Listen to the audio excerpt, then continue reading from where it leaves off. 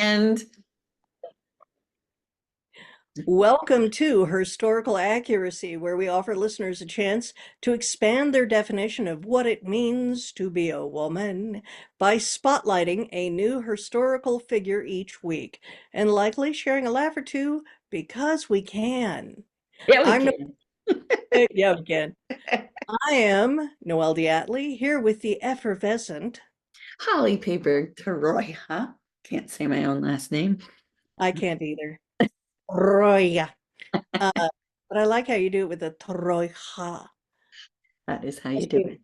it is? Okay, Uh-huh. it's an Argentinian thing. Yes.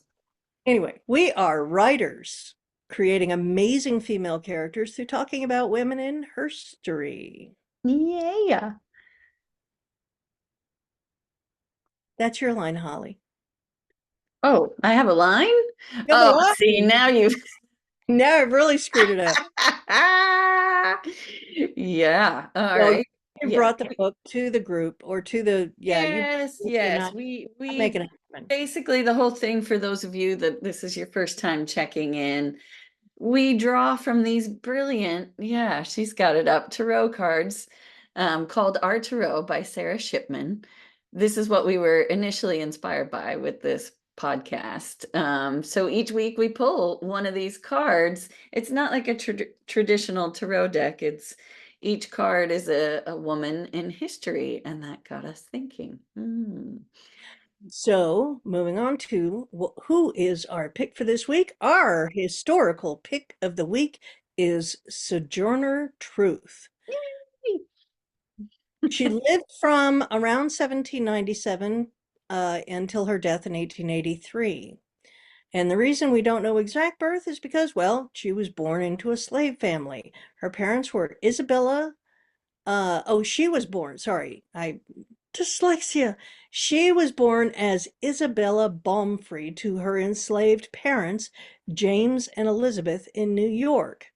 At age 9, she was sold to new slave owners 3 times before landing with the farmer John Dumont. Later, she married a slave named Thomas, and they had 5 children. In 1799, New York began the gradual abolition of slavery, but full emancipation would not come until 1828. Belle, as she was also known, was promised an earlier freedom based on her hard work. Work hard, you'll be free. Uh-huh. Yeah, that didn't happen. Yeah. So she took her baby daughter in her arms and left the farm in 1827. When she found out her former owner had illegally sold her young son to a slave owner in Alabama, she was crushed. So, Mm. with the help of an abolitionist family in 1828, she became the first Black woman to ever win a legal case against a white man. Woo! Won't be the last. Now, it was written here that she wrote, but she never learned to read or write. So this was dictated, right? In her words, she says, Mm. I felt so tall within. I felt the power of a nation was with me.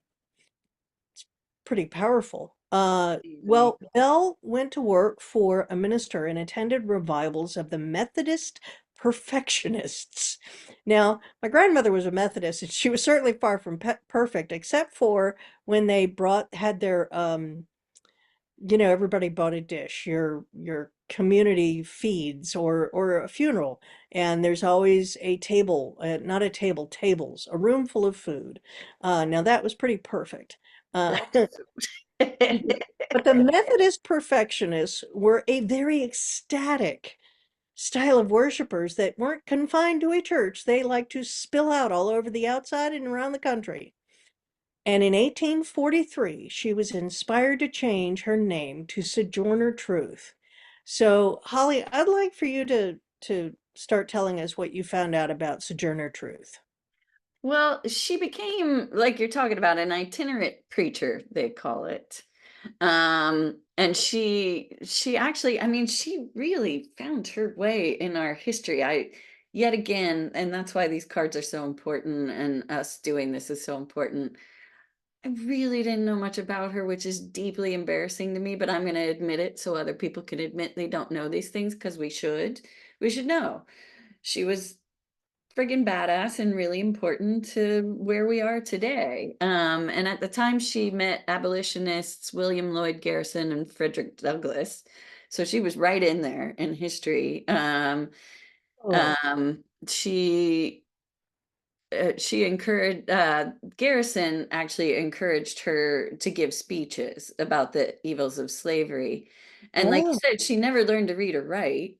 Um, that didn't stop her from talking it did her. not stop her. She did speeches, and she even did a whole autobiography. She wrote a autobiography, the narrative of Sojourner Truth, that you can actually get. I mean, and it's to hear directly from the horse's mouth about times like that in history. I think biographies are great, and I'm not knocking them, but when you can get a hold of an autobiography, come on. But because she couldn't read or write, she dictated it to a woman named Olive Gilbert, who also then assisted in the publication of that. And yeah, you can find it in used bookstores and stuff. I put a link. We'll put a link. But and she got to meet women's rights activists, including Elizabeth Cady Stanton and Susan B. Anthony, as well as temperance advocates. What? Well, I mean, Susan B. Anthony, come on, she's I on. know. Oh. And those are both causes she quickly championed. Um, she ultimately split from Douglas because, and here's the interesting thing, when everybody is in pain and everybody wants their rights to be heard, unfortunately, good causes can compete with each other.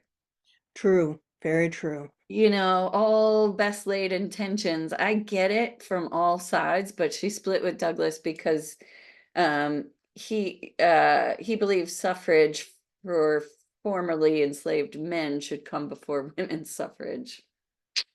Well, it did happen that way, I know. And she thought it should occur simultaneously. which we all agree to. I agree. I I agree. yeah. A lot of people do forget that black men had the right to vote before any woman ever did. And Yeah, so for Sojourner to separate from another, from Frederick Douglass, that that's a big deal. So there were obviously, you know, and I have learned this from other people of color that the color of your skin doesn't matter. You can still, have there's a personality whole traits that are unbecoming. there's a whole world of yes, as they always say, no group is a monolith. They really aren't. That's just our lazy brains wanting to put people in boxes. But anyway, so during the 1850s, she settled back into, after, the split with Douglas, she settled back into Michigan with three of her daughters who actually lived. She lost a lot of kids. I don't, you could Yeah. dig deep, you researchers, if you want to know all those kinds of details. But she continued speaking nationally and helped enslaved people escape to freedom. Like she's compared a lot with the work of Harriet Tubman. When the Civil War started, she urged young men to join the Union cause and organize supplies for Black troops. And after the war, she was honored with an invitation to the White House and became involved with the Freedmen's Bureau, helping the formerly enslaved find jobs and build new lives. And but I know yeah, while in Washington, she lobbied against segregation. And in the mid 1860s, when a streetcar conductor tried to violently block her from riding, she ensured his arrest and won her subsequent case. Um, she collected thousands of signatures on a petition to provide formerly enslaved people with land, though Congress never took action on that. Wow. Hey, do you want to read her speech? Because that's pretty powerful. Or do you want me to? I do, because it's like, you want these people to be able to speak for themselves, and the fact that she did, that was the whole thing. Two more things I'll say about it is just that I got a little geeked out when I realized not only was she invited to the White House, guess who was in the White House at the time? Abraham Lincoln. Yes. Mm. So oh, to be a fly on the wall. Yeah. See this woman who overcame, I mean, it's endless. She's just an unstoppable human, and she got to be with Abraham Lincoln, and the two of them, I'm sure she had a massive influence Well, on before you read the speech, I'm sorry, she had a massive influence Abraham Lincoln. I would imagine that that meeting had to have made, a serious impact on him. yeah, there's so many books and fans of Abraham Lincoln being, the most favorite president. But, Mm. how often do we, hear about who influenced him and focusing on that and not just the Gettysburg Address. It wasn't Yeah. about the Civil War. It was about everything leading up to that and what really pushed him because he knew not that, being an abolitionist was a death sentence, but politically it was not popular. No, yeah, It you had to like, I mean, to push for something like that, you got to have all the cojones. You got to like, and you got to be sure in your stance. I mean, you got to be rooted solid and in your stance. And so, like you say, what makes somebody like Abraham Lincoln become so rooted in his stance, and my guess is meeting people like her and really yeah. understanding the assignment deeply, like really getting why things can't, that if some aren't free, nobody's free, that kind of thought. But anyway, um, like you said, there's a famous speech that most, because she was touring around and giving speeches and doing all her advocacy, there was one particular speech that really broke through the masses and had her be known at that time. And it was titled, ironically, it was titled Ain't I a Woman speech, when now there's apparently some question as to whether she actually said those particular words or not. The rest of the speech she most definitely did, but that may have been somebody else's artistic license. We're not sure. But the There, speech was there was a given, there huh? was a there was a copy editor who came along and went, Yeah. I'm going to title it this. I'm going to put my flair on it. Yes. Copy editors do. They create the headline Yeah. to hook you into Yeah. wanting to read the Even story. back then, it was clickbait for the Yeah. 1800s. 1800 clickbait. Ain't I a woman? Holly, read us this speech. Yeah, and it was given at the Women's Rights Convention at Old Stone Church in Akron, Ohio. Akron. And the cool thing is now they just unveiled, like literally this year, a statue in her honor in Akron, um, that you can go and see, if you want to, if you're a real history geek. Um, but so it's right where she gave the speech. So anyway, without further ado, uh, here is the speech. And again, keep in mind, she gave speeches. She didn't write stuff. She didn't have speech writers. Spoke She from the wrote heart. from her heart, and you can tell. She says, "Well, children, when there is so much racket, there must be something out of kilter."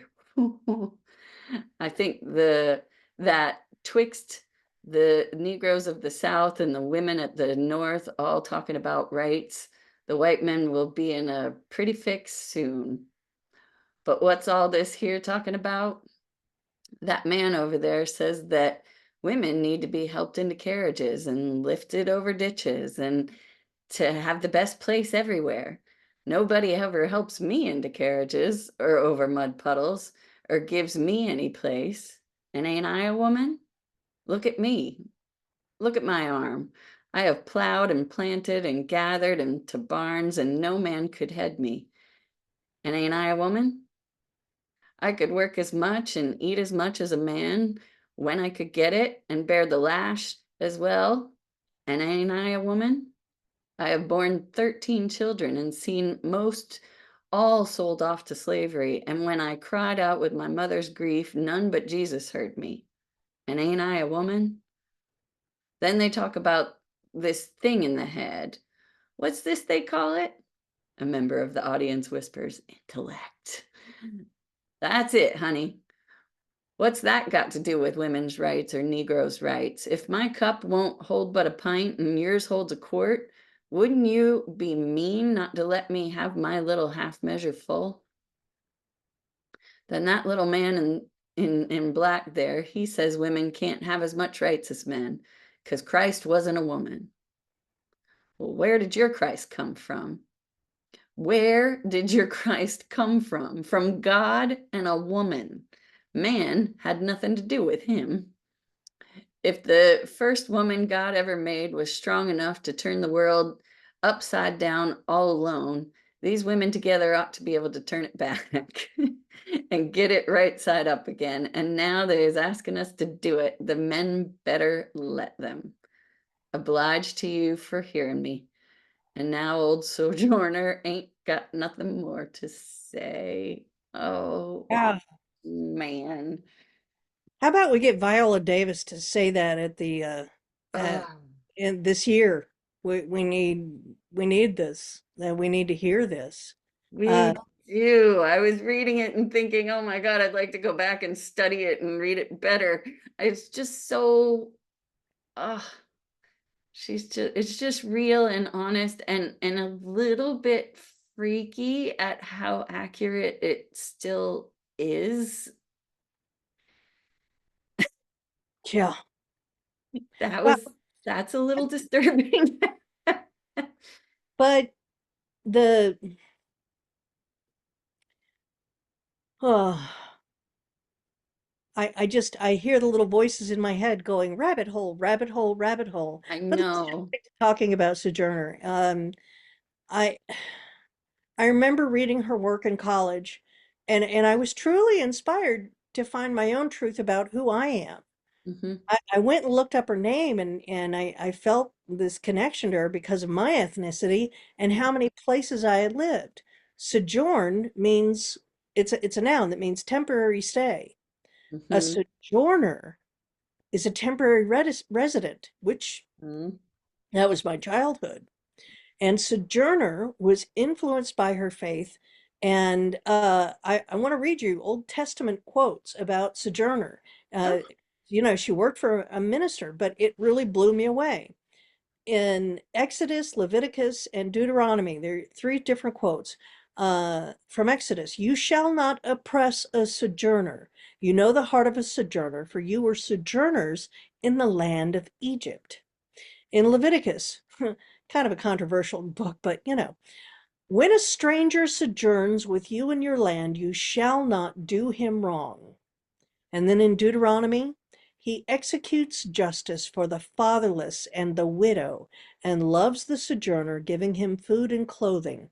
Love the sojourner, therefore, for you were sojourners in the land of Egypt. Now, that's some historical craziness right I there, but mean, it certainly connects us to why she went from being Bella to Sojourner Truth. And she was a sojourner. She went all over the place. And she ended up in Michigan, which, I had to have connections to Michigan. So there's, but coming back to learning more about Sojourner now as a mature woman, mhm. I feel even more inspired and also comforted by the knowledge of what I have learned from her and can still be inspired by her speech today. Yeah.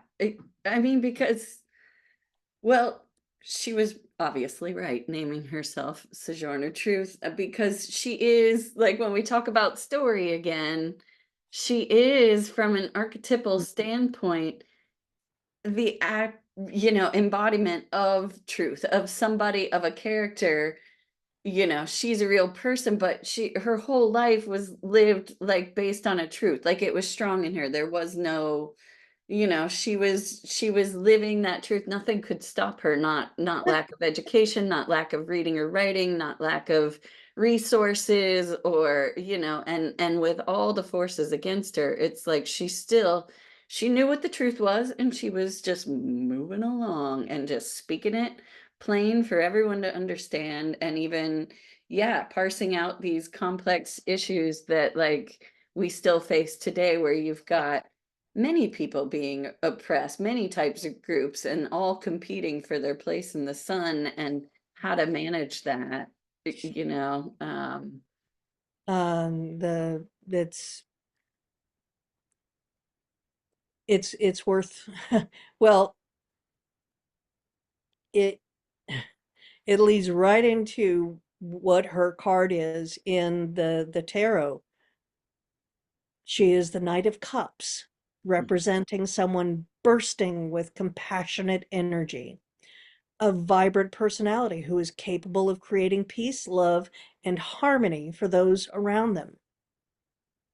If Hmm. you have a strong feeling that moves you, do not ignore it.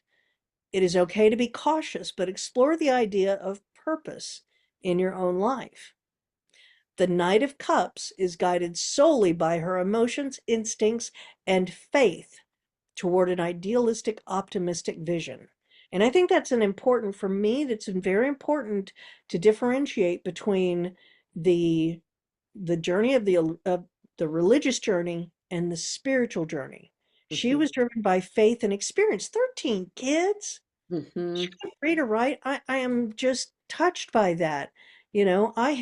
I struggle with ADD, dyslexia, and oh, look, a squirrel, and oh, the weather is doing interesting. What were we talking about? Um, and That, that's difficult, but that I'm still a very passionate, engaged, and I want to fix my world. yeah. God, and you mention it. 13 kids and only three of them were still alive. That means she grieved the loss of 10 children. Well, Not and only that, she actually birthed 13 children. Do you know what that does to your body and your hormones and the fact that she could keep moving forward with all that, and then all the outside foot, there was nothing going to stop her. That is just amazing to me. So I guess to Sojourner Truth, we are respect. respect, mad respect. She uh she didn't have what do they call it? Uh she didn't have any of the pain drugs to help her birth. No. Yeah, and especially I think it said she had birthed 5 children before she even left with just one child in her arms to be free. Yeah. And she still lived into it, her late 80s, early 90s. How? 86. She died when she was 86, being cared for by her children and grandchildren. In those times. I mean, come on. If that's not the example of an unstoppable spirit, I don't know what is. Oh my goodness. Yeah, wow. Oh, Oh, wow. and Honey, I should say before we go, there, for those of you that get as geeked out as we did about this, there is tons of stuff. There is a full free presentation on YouTube. It's like an hour and a half long, from the Schoenberg Center, highlighting her quests for liberty and justice, that you can watch. It's on YouTube. We'll put the link below.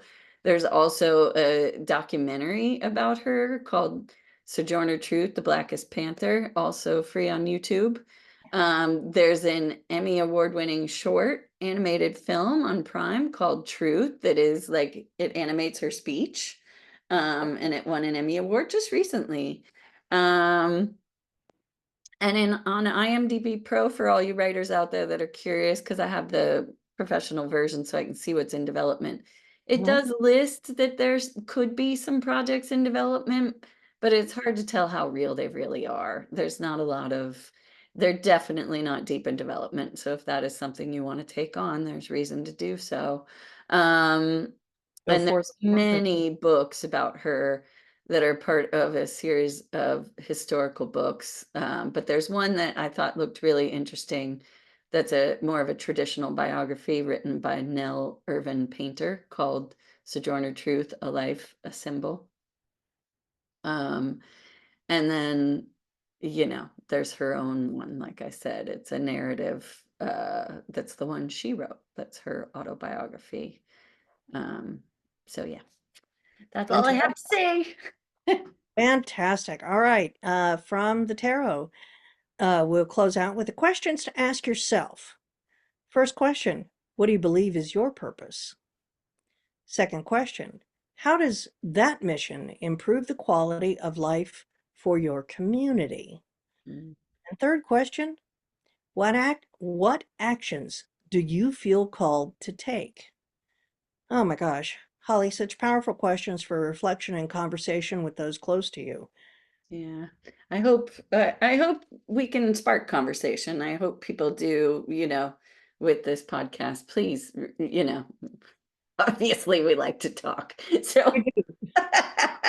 We love to converse. Even so, more importantly, we want you to write. So if you want yeah, to, if you please. want to write, as I heard this last week, if you want to know the truth about yourself, put pen to paper.